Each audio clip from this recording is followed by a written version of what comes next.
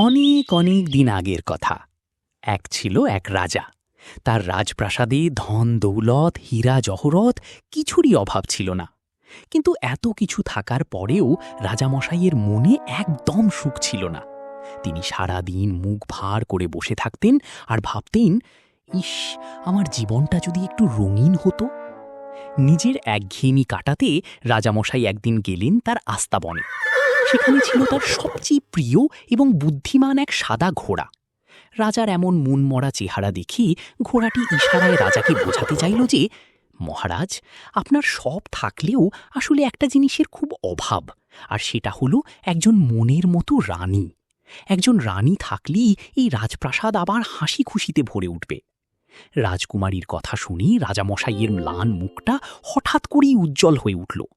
ঘোড়াটি ইশারায় জানালো পাশের রাজ্যের এক সুন্দরী রাজকুমারীর কথা, যার রূপ আর গুণের কথা সবার মুখে মুখে ফেরে। রাজামশাই মনে মনে ঠিক করলেন, যেভাবেই হোক এই রাজকুমারীর সাথে তিনি দেখা করবেনই। যেই ভাবা সেই কাজ।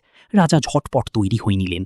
নিজের রাজকীয় পোশাক পরে টগবগিয়ে উঠে বসলেন তার প্রিয় ঘোড়ার পিঠে। ঘোড়াটিও খুশিতে ডাক দিয়ে উঠল। এবার শুরু হলো রাজকুমারীর সন্ধানী এক নতুন রোমাঞ্চকর যাত্রা। পাহাড় পর্বত আর গভীর জঙ্গল পেরিয়ে রাজা অবশেষে পৌঁছালেন সেই কাঙ্ক্ষিত রাজ্যে। রাজপ্রাসাদের সামনে গিয়ে রাজা দেখলেন সুন্দরী রাজকুমারী রূপমতী তার বাগানে পায়চারি করছেন। কিন্তু রাজপ্রাসাদের রক্ষীরা রাজাকে ভেতরে ঢুকতে বাধা দিল। রাজা দমে যাওয়ার পাত্র নন।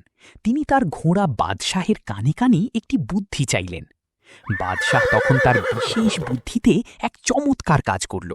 সে তার রাজকীয় ভঙ্গিকে নেচে নেচে আর চমৎকার ডাক দিয়ে রাজকুমারীর দৃষ্টি আকর্ষণ করল। রাজকুমারী এমন অদ্ভুত সুন্দর আর বুদ্ধিমান ঘোড়া দেখে মুগ্ধ হয়ে প্রাসাদের বাইরে বেরিয়ে এলেন।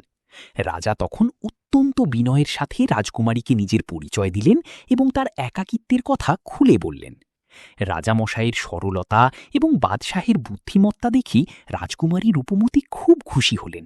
তিনি বুঝতে পারলেন এই রাজা শুধু ধনীই নন, তার মনটাও খুব পরিষ্কার। রাজকুমারী হেসেই বিয়ের প্রস্তাবে রাজি হয়ে গেলেন। এরপর বিশাল ধুমধাম করে তাদের বিয়ে হল। রাজা তার মনের রানীকে নিয়ে নিজের রাজ্যে ফিরে এলেন। এখন আর রাজামশাইয়ের মুখ ভার থাকে না, বরং রাজকুমারী আর প্রিয় ঘোড়া বাদশাহকে নিয়ে তার প্রাসাদ এখন সব সময় হাসি কান্না আর আনন্দ উল্লাসে মুখরিত থাকে। এভাবেই একঘেয়েমি কাটিয়ে রাজা খুঁজে পেলেন তার জীবনের আসল সুখ।